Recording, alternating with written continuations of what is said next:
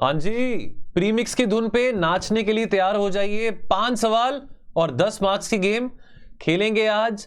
क्या आपका स्कोर रहता है वो भी आपने सही सलामत बताना है कमेंट सेक्शन में, नेगेटिव मार्किंग समेत। आगे बढ़ने से पहले बता दूं 20% सेल चल रही है हमारे प्रीलिम्स कोर्स और हमारे प्रीलिम्स की टेस्ट सीरीज पे।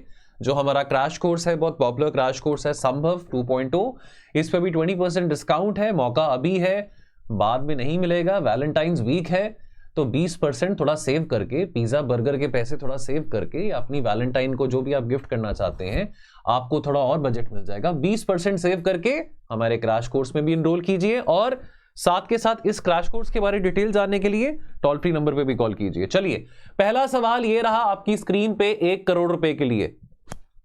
Just kidding. सवाल को देखिए, वर्ल्ड इकोनॉमिक फोरम की बात की जा रही है। 3 स्टेटमेंट्स यहां पे दिए गए हैं, फटाफट बताइए। क्वेश्चन को देखिए, मैं स्टेटमेंट नहीं पढ़ूंगा, ये 3 स्टेटमेंट्स हैं। पॉज करो, क्वेश्चन पढ़ो और यहां पे ऑप्शन दिए गए हैं। ठीक है, पूछा जा रहा है कि how many of the above mention statements are correct. मैं आगे बढ़ रहा हूं, पॉज आपने करना है।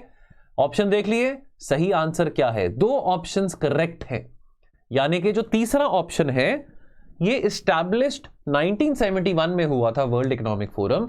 इसके इस्टेब्लिशमेंट में कोई लिंक नहीं था इजराइल या अरब देशों के बीच में जो लड़ाई 1973 में हुई थी।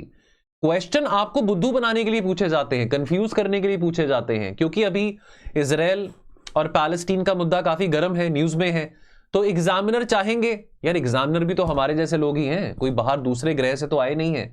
एग्जामिनर जो हैं वो भी हमारे तरह ही हैं जो क्वेश्चंस बनाएंगे। हो सकता है वो भी आईएएस में हो, या हो सकता है कि वो हमारे जैसे ही टीचर्स हो, बाहर से यूपीएससी पेपर बनवा रही हो। तो आपने ये बात याद रखनी है कि बेवकूफ नहीं बनना है। ठीक है, आइए इसका एक्सप्लेनेशन देखते हैं। ये स्टैब्लिश हुआ था 1971 में। ये नॉट फॉर प्रॉफिट फाउंडेशन है। हेडक्वार्टर इसका कहां पे है? जेनेवा, स्विट्जरलैंड में। हर साल जनवरी में यहां पे सबमिट होता है और तब स्विट्जरलैंड में बहुत ज्यादा बर्फ होती है, स्नोफॉल होती है, बहुत ठंड रहती है। इंडिपेंडेंट इम्पार्शियल इंस्टीट्यूशन है, किसी के साथ कोई संबंध नहीं रखता है।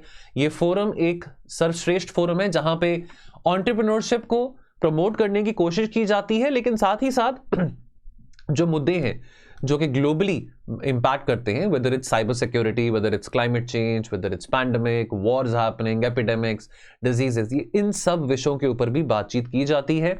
मॉरल और intellectual integrity is at the heart of this foundation. और अभी हाल ही में जनवरी 15 से जनवरी 19, पिछले महीने की बात है, 54th वर्ल्ड इकोनॉमिक फोरम का समिट हुआ था।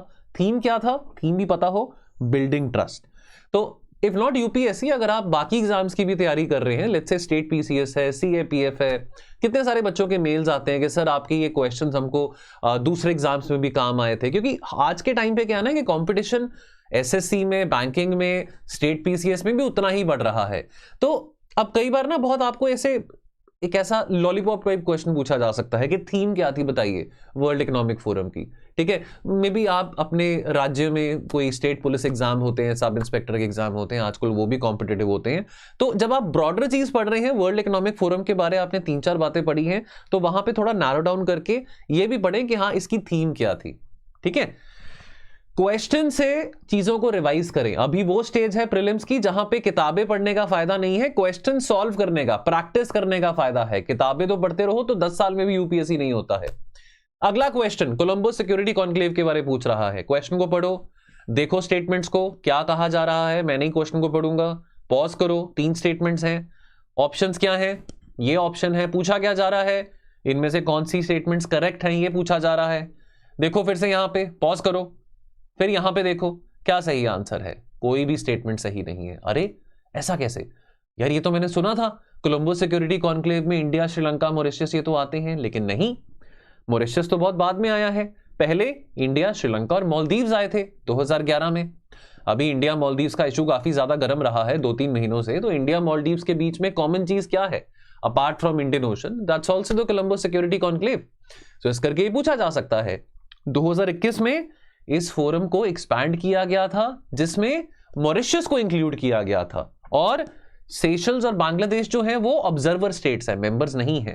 क्या इस कॉन्क्लेव का प्राइमरी ऑब्जेक्टिव ह्यूमैनिटेरियन असिस्टेंस है? वन ऑफ द ऑब्जेक्टिव है। प्राइमरी ऑब्जेक्टिव क्या है वो समझते हैं।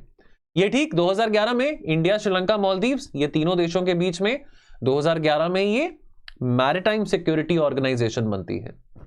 इंस्टीट्यूशन बनता है। तो अगर आप हमारे प्रीलिम्स के क्रैश कोर्स में आते हैं तो देखिए थोड़ा सा तो अपनी प्रमोशन करना बनता भी है, अब इतना मेहनत करते हैं तो थोड़ा सा तो बनता ही है। अब तो 20% ऑफर भी आपको दे रहे हैं। तो ये सारे इंस्टीट्यूशंस, ये सारी बॉडीज बहुत डिटेल में कवर कर रहा हूं। मैं इतने दावे से बात कह सकता हूं, घमंड नहीं कर रहा हूं, लेकिन आईआर में अपना जो मेरा कोर्स है बच्चों को उससे बहुत फायदा होता है। जो भी चीज पढ़ाता हूं एग्जाम में भी आती है, चाहे वो प्री में चाहे मेंस में, क्योंकि वो जो डेप्थ में जाने वाला काम है ना वो टीचर का है, स्टूडेंट का नहीं है। टीचर का काम है स्टूडेंट को डेप्थ में जाने से बचाना है। डूबना नहीं है आपने जाके सागर के अंदर, आपको पता होना चाहिए कि सागर में तैरना कैसे है। उसके लिए डुबकी हमको टीचर्स को ही मारनी पड़ती है। ठीक है, तो ये बहुत डिटेल में हम अपने क्रैश कोर्स में भी करा रहे हैं। और यदि आप कुबेर लाइव का कूपन कोड यूज करते हैं तो आपको एक्स्ट्रा डिस्काउंट भी मिलेगा, आपको ये बता दूं। और अगर आप चाहें इंडिविजुअल आईआर का क्रैश कोर्स भी ले सकते हैं। ठीक, 2021 में मॉरिशस को इंक्लूड किया जाता है, मेंबरशिप को एक्सपैंड किया जाता है। तो अभी कौन है? India, Sri Lanka, Maldives, Mauritius. अभी इसमें ऑब्जर्वर स्टेट्स कौन है? बांग्लादेश और सेशल्स। इसका एम्फेसिस कहां पे है? मिलिट्री एंड सिक्योरिटी कोलैबोरेशन है, प्राइमरीली मैरिटाइम सिक्योरिटी। ठीक है, कॉन्क्लेव का प्राइमरी ऑब्जेक्टिव क्या है? मैरिटाइम सिक्योरिटी, और साथ के साथ ऐसे चैलेंजेस को एड्रेस करना जैसे कि narco trafficking, human trafficking, piracy, आतंकवाद, दहशतगर्द, एक्सट्रीमिज्म एक्सेट्रा। जहां तक ह्यूमैनिटेरियन असिस्टेंस और डिजास्टर रिलीफ की बात आती है, that is one of the focus areas. लेकिन इसमें ये जो पर्टिकुलर डायमेंशन है ये इनकॉर्पोरेट किया गया था 2022 की जो मीटिंग हुई थी कोलंबो सिक्योरिटी कॉन्क्लेव की। मेन एकमात्र ऑब्जेक्टिव ह्यूमैनिटेरियन असिस्टेंस नहीं था, इसलिए क्वेश्चन पूछा। अगला क्वेश्चन देखिए, इनकरेक्टली मैच पूछा जा रहा है। इसमें से कौन से इनकरेक्टली मैच्ड हैं आपने ये बताना है। ठीक है, 3 कन्वेंशंस आपको दिए गए हैं, शिकागो, मॉन्ट्रिक्स और अल्मा आता। इसमें से कौन सा इनकरेक्टली मैच्ड है? ध्यान से पढ़िए क्वेश्चन को। आंसर क्या है इसमें? आंसर है, ओके सॉरी मैंने यहां पे क्वेश्चन गलत दे दिया friends. Which of the following are correctly matched, sorry incorrectly नहीं है, करेक्टली मैच्ड है। प्लीज इसको, आई एम सो सॉरी, इसको ठीक कर लेना, बिकॉज इसमें से 2 क्वेश्चन, जो 2 कन्वेंशन हैं वो करेक्टली मैच्ड है। सॉरी इनकरेक्टली ही है, आई एम सो सॉरी, मैं ही कंफ्यूज हो रहा हूं। इनकरेक्टली ही है, इट इज इनकरेक्टली मैच्ड है। ठीक है, अब देखिए इसमें जो शिकागो कन्वेंशन है और जो अल्मा अता डिक्लेरेशन है ये दोनों इनकरेक्टली मैच्ड है। मैं रिपीट कर रहा हूं, इनकरेक्टली मैच्ड ही है। आई एम सो सॉरी, पहले मैंने इनकरेक्टली से करेक्ट बोला, बाद में इनकरेक्ट बोला, थोड़ा मेरे को कंफ्यूजन हो गया। To err is to human, इंसान है, गलती हो जाती है, माफ करना उसके लिए। तो 2 कन्वेंशन इनकरेक्टली मैच्ड हैं। क्यों मैच्ड हैं वो आपको बताता हूं। जहां तक मॉन्ट्रिक्स कन्वेंशन की बात है तो बिल्कुल सही, that is over the control of the regime of 2 states. Which states? The Bosphorus and the Dardanelles. Ukraine Russia war में मॉन्ट्रिक्स कन्वेंशन न्यूज में काफी रहा था। शिकागो कन्वेंशन की बात आती है तो इसका लिंक किसके साथ है? शिकागो कन्वेंशन का लिंक है, ये एक इंटरनेशनल सिविल एविएशन ऑर्गेनाइजेशन के साथ लिंक है, एक स्पेशलाइज्ड एजेंसी है यूएन का। इसमें क्या है? Rules of air space, aircraft registration and safety, यानी कि rules of air space, rules of aircraft registration and safety से रिलेटेड है शिकागो कन्वेंशन। तो शिकागो कन्वेंशन स्टेटमेंट में क्या दिया गया था? रोड ट्रैफिक, तो इनकरेक्टली मैच्ड है। जहां तक हम तीसरे कन्वेंशन की बात करें, अल्मा अता डिक्लेरेशन, ये हेल्थ केयर एजुकेशन से रिलेटेड नहीं है। ये किससे रिलेटेड है? ये रिलेटेड है दोस्तों, भाइयों बहनों, प्राइमरी, अरे यार पेन क्यों नहीं चलता, प्राइमरी हेल्थ केयर से रिलेटेड है। ठीक है, पढ़ लेते हैं यहां पे। Conference on primary health care, ये कहां हुआ था? अलमाती में। अलमाती जो कि कजाकिस्तान में है, अलमाती में ये समिट हुआ था, मीटिंग हुआ था 1978 में। उस वक्त कजाकिस्तान यूएसएसआर का पार्ट था। ये पहला इंटरनेशनल डिक्लेरेशन था जिसने importance of primary health care को अंडरस्टैंड करने में मदद करी। Need for urgent action by all governments, all health and development workers and the world community to protect and promote the health of the people. तो सबसे पहला जो health point of contact है वो प्राइमरी हेल्थ केयर सेंटर होता है। और जहां तक मॉन्ट्रिक्स कन्वेंशन की बात है, ये न्यूज में रह चुका है 2 सालों से, रशिया यूक्रेन वॉर चल रहा है 2 सालों से। इस कंटेक्स्ट में मॉन्ट्रिक्स कन्वेंशन क्यों रहा है? Because Turkey holds the control of the 2 Turkish straits which is the Bosphorus and Dardanelle strait. ये दोनों इंपॉर्टेंट क्यों है जियोपॉलिटिकली? बिकॉज ये दोनों स्ट्रेट एक बहुत वाइटल लिंक बनता है connecting the Black Sea and the Mediterranean Sea. Turkey as you all know is lying between the Black Sea and the Mediterranean Sea. इस कन्वेंशन को जुलाई 1936 में साइन किया गया था।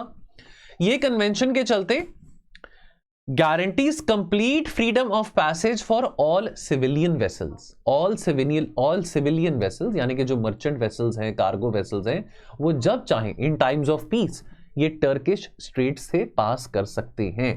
लेकिन जो मिलिट्री वेसल्स हैं, जब शांति का माहौल है, जब लड़ाई का माहौल नहीं है, मिलिट्री वेसल्स पे कैपिंग किया जाता है। मिलिट्री वेसल्स को अलाउ किया जाता है पास करना, बट उनका नंबर जो है वो लिमिटेड रहता है। चौथा सवाल आपसे पूछा जा रहा है, इनमें से कौन से मेंबर्स हैं अरब लीग के? पॉज करो, क्वेश्चन को पढ़ो। इसमें से करेक्ट पूछा जा रहा है, इनकरेक्ट नहीं, करेक्ट पूछा जा रहा है। क्या आंसर होगा? देखो, इसका सही आंसर है ऑप्शन सी, यानी कि इराक, पालस्तीन और जिबूटी। बाबा जी की बूटी जिबूटी, ये 3 कंट्रीज जो हैं they are members of Arab league.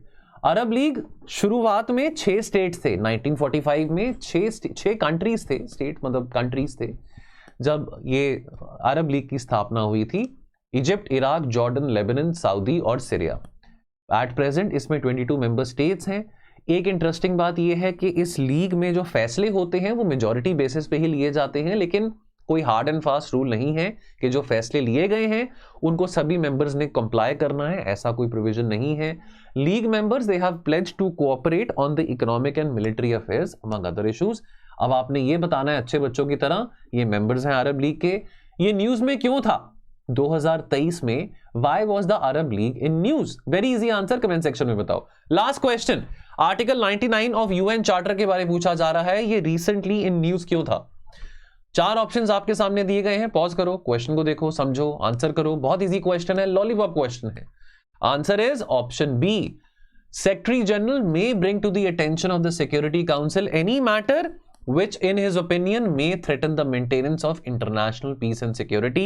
एक होमवर्क पे आपको और चीज बता रहा हूं, ऐसा कौन सा विषय था, कौन सा मैटर था जिसके चलते article 99 of the UN charter को इन्वोक किया और सेक्रेटरी जनरल ने इस आर्टिकल को इन्वोक करके ऐसी कौन सी बात कही, किस बात पे अटेंशन को ड्रॉ किया? कमेंट सेक्शन में आपने ये बताना है। और दूसरा आपने बताना है कि Arab league why was that in news of lately. चलो खत्म करते हैं। गुड नाइट, स्लीप वेल और पढ़ते रहिए, मेहनत करते रहिए। यदि कोई भी किस्म की क्वेरीज आपकी होती हैं, इवन अगर आप कोई कोर्स नहीं अफोर्ड कर पा रहे हैं, तो भी आप हमारे टोल फ्री नंबर पे कॉल करके किसी फैकल्टी के साथ जुड़ना चाहते हैं, कुछ स्पेसिफिक डाउट्स लेना चाहते हैं, मोस्ट वेलकम। चलिए मिलते हैं बहुत जल्द। Tata, goodbye, take care.